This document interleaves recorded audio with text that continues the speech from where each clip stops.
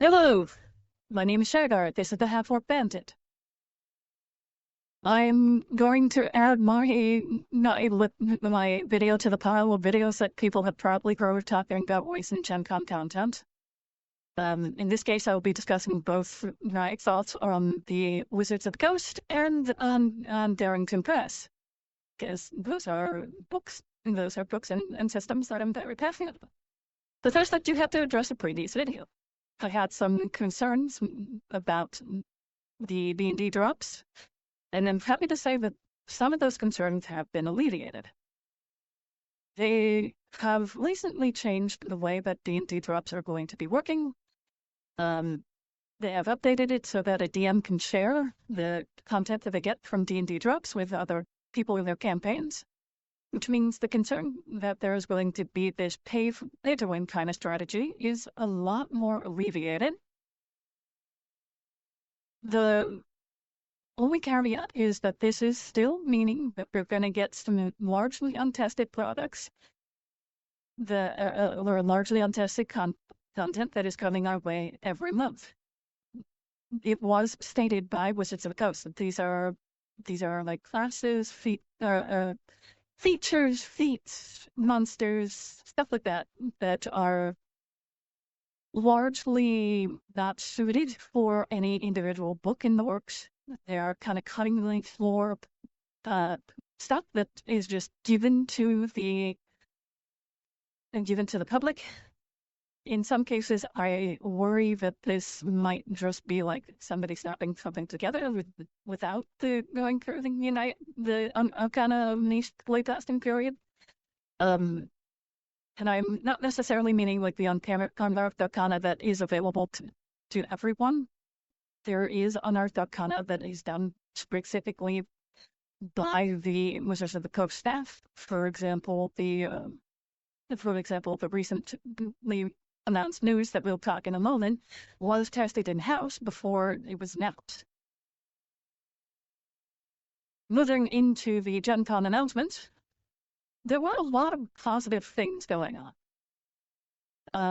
I'm not entirely sure how I feel about the Icons announcements. They are trying to bring back big names of D&D histories in kind of like a celebrity gotcha, but it's unclear if those are going to be content for D&D or if it's just going to be general D&D products.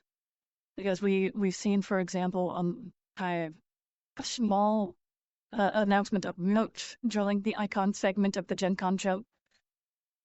They are, however, bringing back some of the big names. They are going to have products set in Greyhawk that are developed by Luke Gygax.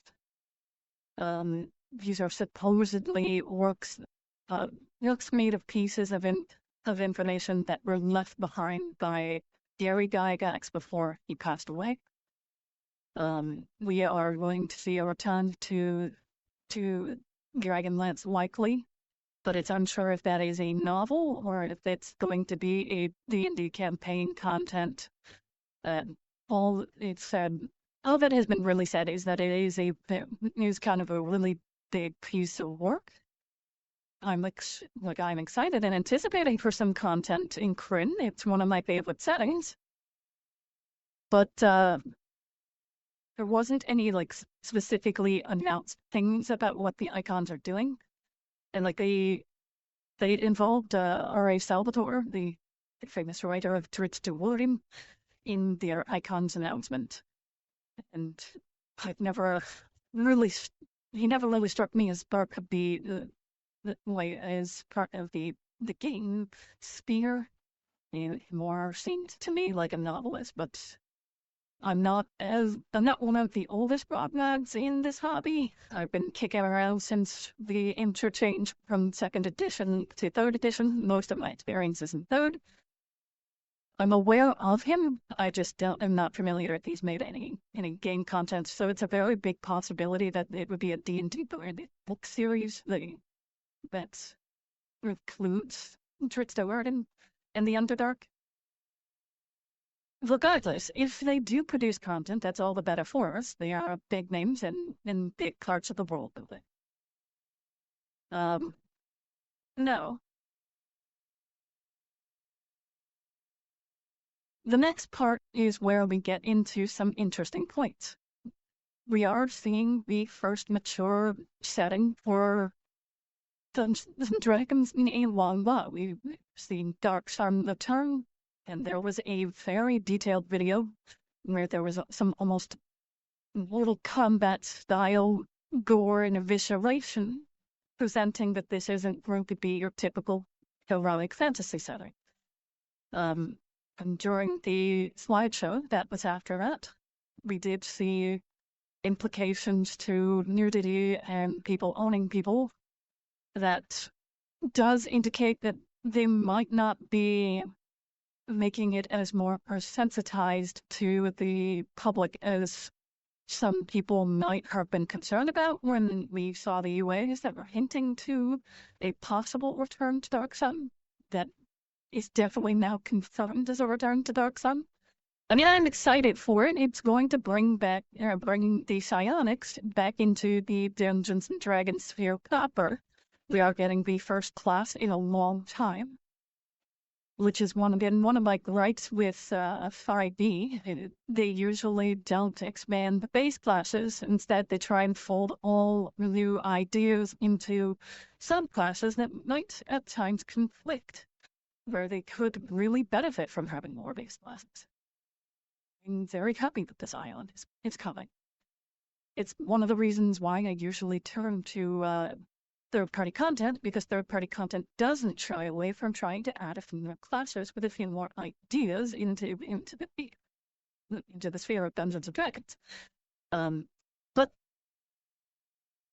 we are seeing a return to Dark Sun. They are going to have a psionically infused setting. Lack of deities in specifics, and like arcane devastation.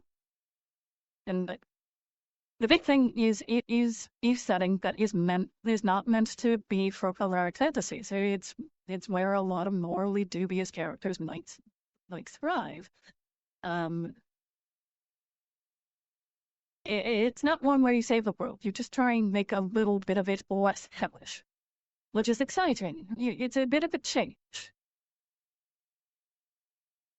I'm looking forward to see it. There's going to be a core book, an adventure book. The part that puzzles me is that they're also doing a limited edition version of the player's handbook with artwork for Dark Sun. I don't know if that means they're going to change the full content of it, or if it's just going to be like a new cover or a slipcase or something like that. It's neat. So we're getting 2.5 new books for Dark Sun. That is kind of exciting. We are going to get a campaign book for Greyhawk.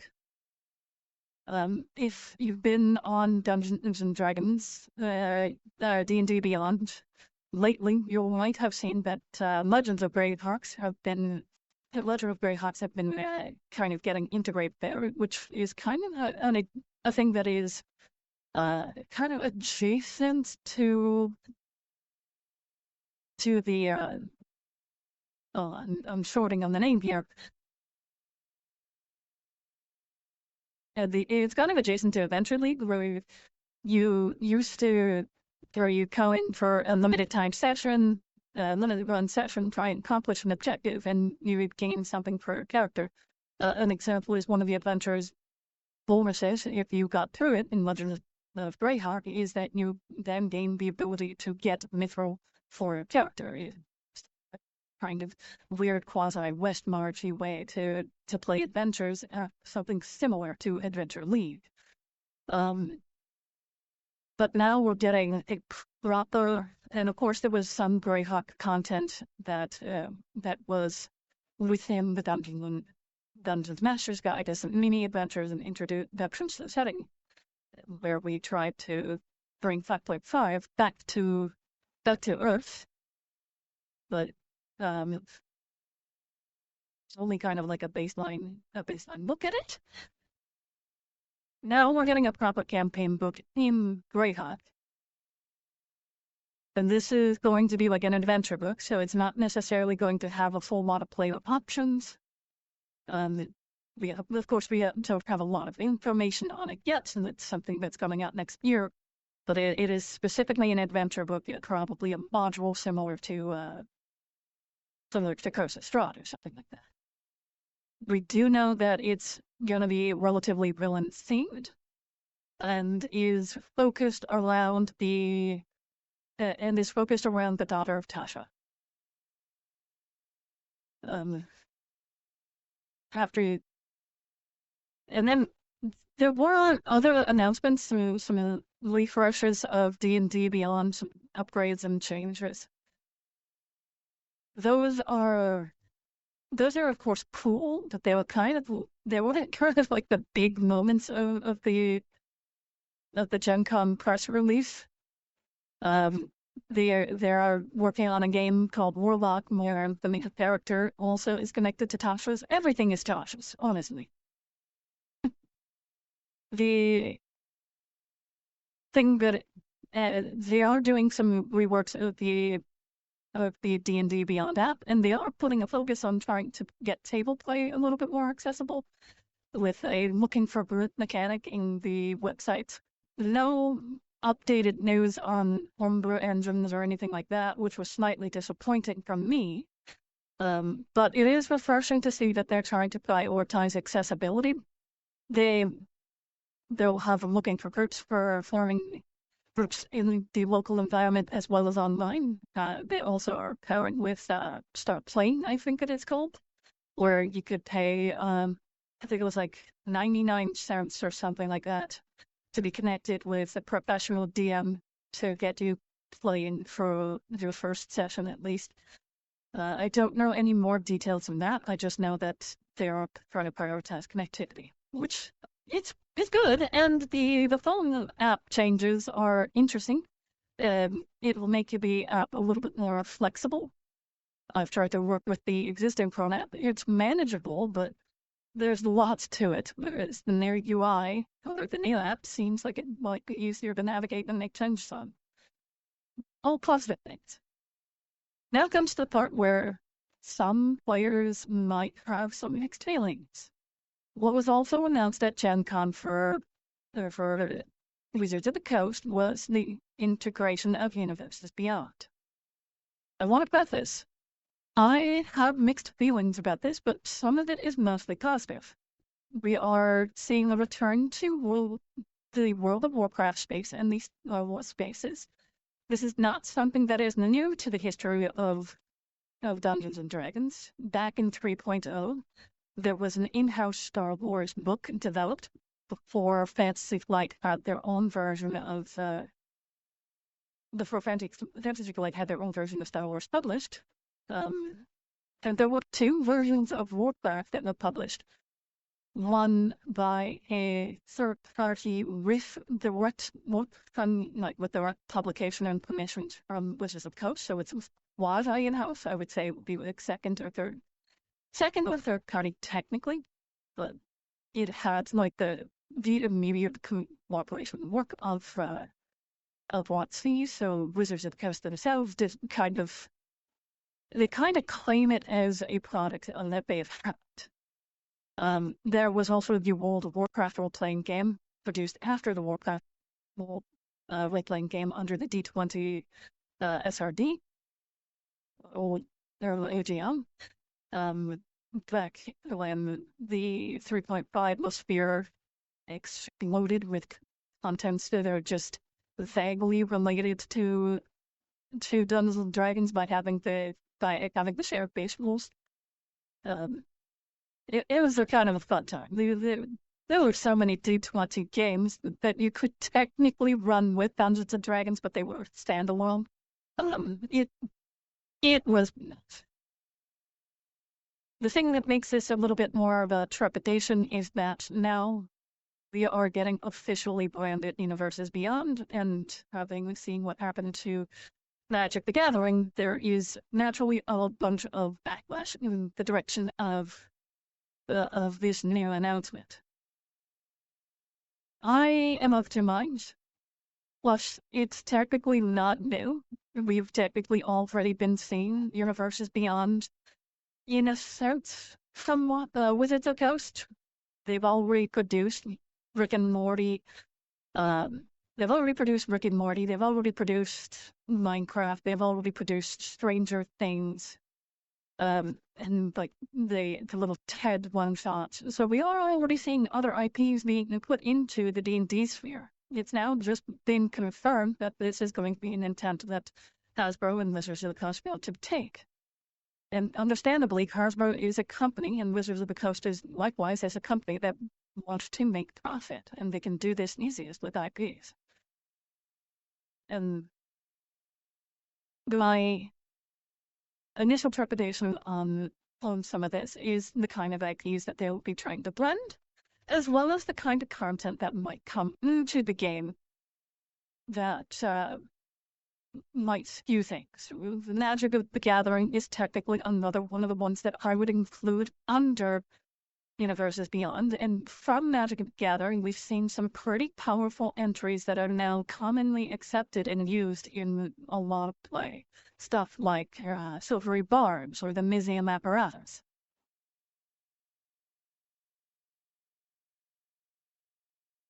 The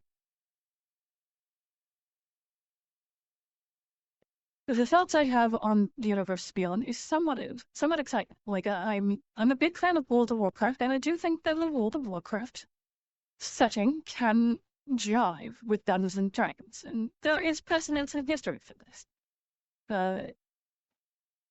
I might not have preferred the Star Wars to be the immediate next universe, mostly because right now within core Dungeons and Dragons, we don't have a lot of sci-fi content that is native in Half.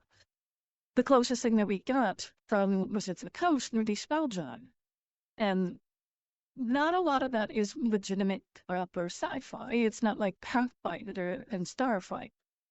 Had the Wizards of the Coast maybe completely sci-fi based setting before they announced Star Wars, I would have been perfectly fine with this. The problem is our first entry to official sci-fi from Wizards of the Coast is going to be a Universe Beyond. And I'm not saying that sci-fi and Dungeons and Dragons are antithetical. In fact, I have had major fun playing things like Dark Matter, and I have a server that's backed Neon Oz. There is a clear desire and need for something that is not. There is a clear desire for something that is not specifically fantasy. I personally would kind of do the jump to sci fantasy before I would go directly sci-fi. And sure, with Jedi, you could technically argue Star Wars is a little bit more sci fantasy. It's just I would have preferred an in-house sci-fi franchise before to having this year be introduced. That's not to say I dislike it. And the other thing that I have that puts me in a bit of a more positive spin for the Universe Beyond is that unlike Magic the Gathering, a competitive third game where you have no control over what's in the other player's deck, and there are cards that are specifically optimized for specific builds in competitive play, so it's not something that they can just necessarily ignore. So there is a general rule that all Universe Beyond is ignored. However, Dungeons and Dragons is different. Sure, we might see some very powerful options come from Universes Beyond, but at the end of the day, those options aren't mandatory. A Dungeons and Dragons game, has the ability to set up what expectations, what content, powers, equipment are available for each campaign related to Westbrook. If you didn't want having gunpowder weapons, you can say no to gunpowder weapons. If you're running a game in Eberron, you can deny any of the stuff that comes out of, say, Greifbach or Raven. That is one of the big things that makes this more potent, more possible with our current game. And the secondary concern with Universes Beyond is that Universes Beyond takes over the generic flow of IP, which is something that Wizards of the Coast has seemingly taken to heart and learned from. As with this announcement, there was only one product, two Universes Beyond IPs announced, compared to about 3 or 4 technically in-house announcements. And on top of that, they're also bringing third-party producers into creating content for their settings that will keep the flow of having specific setting books purchased, which means it's not something that where they're going to suddenly see a neglect of core content versus the influx of Universes Beyond, because they are bringing people like Ghostfire Games, Cobalt Press, and Vision into making Half-Orcen, Ravenloft, and Greyhawk. Everyone, Ravenloft, and Forgotten Realms type books. All in all, this is pretty positive. I can understand that there's going to be people that are going to be opposed to trying to bring in different IPs. Then one of my first instincts when I heard that Chris Cox was wanting to bring Universes Beyond into the franchise long ago was a little bit of a dread that we'd got something like, say, games where you're trying to fight alongside Donatello, the Doctor, Darth Vader, and Samwise Gamgee against Daleks. Against Daleks who are teamed up with the Ringwraiths and the Ringwraiths and such, trying to get the Infinity Stones. Like, that was an actual legitimate concern they had. Some people might enjoy that kind of chaos, but I personally like a little bit more stability in the narrative tellings that I have. But that's something that we always have the power to. You have the power of saying no.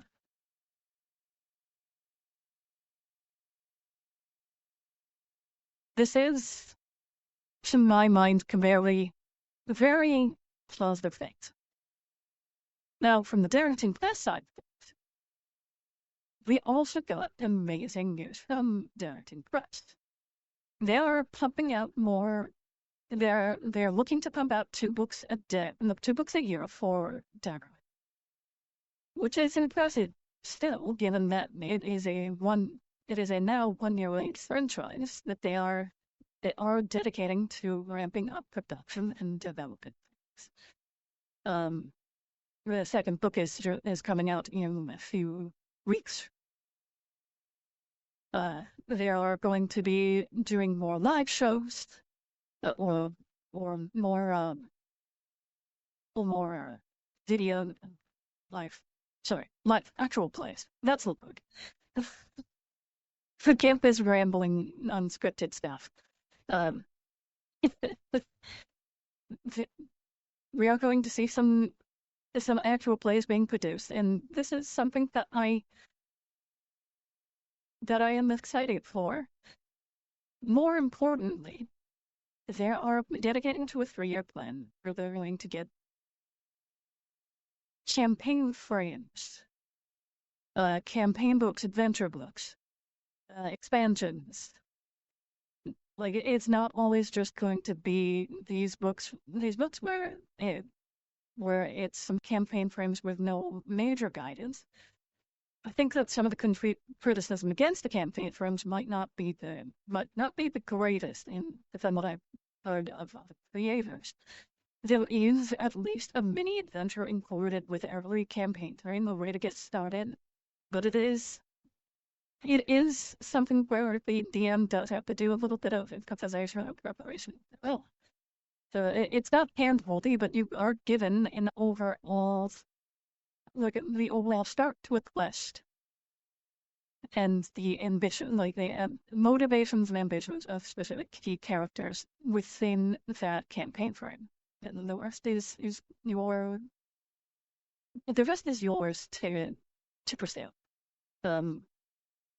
That's not going to remain the case. We are going to get one more campaign frame set in a Romantasy. That will be a digital release. We didn't get a specific date, but it is in the books. After that, we are going to see some adventure modules and such. We are going to also see the Void, their version of Arc, kind of flood with content based on what they've been saying as they work towards producing their next books. And one of the things that has been announced is that we are returning to a familiar environment in a full setting book. So not just a campaign frame or an expansion book. This will be an actual campaign setting that is official to Daggerheart. There are speculations that it is a return to Exandria. We've yet to see anything from announced. Unlike with Wizards of the Coast, the Darrington Press announcement didn't have like a specific rubric or guideline of like expect these things this time. They more revealed their intent. It was still amazing to hear. That we are also going to be seeing some of our plushies, which are adorable. And more tools to use, field trackers, DM screens that are sold separately from the big kits. Just generally good tools to have.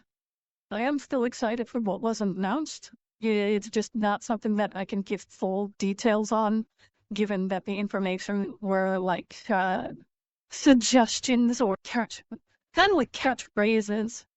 They made several little inferences throughout their video about what content might have.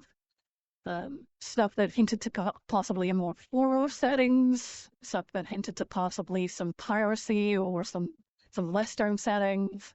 Like, there was a whole lot of hinting. It was very much trying to get the hype train started. But they have committedly and actually said that there are going to be 2 books released. There's something that is going to be an exciting future for gaming. I'm very keen on what's happening. I've been playing a lot more Daggerheart lately, and it's such a refreshing system to go with. Demiplane is getting more tools started. We can now homebrew equipment. I'm hoping that soon they'll expand that homebrew bot.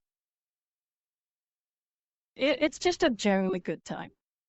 And I do thank you for taking the time to listen to as much as the rambles as you have. This is Shagar, the Half-Orc Bandit. I'll be signing out now.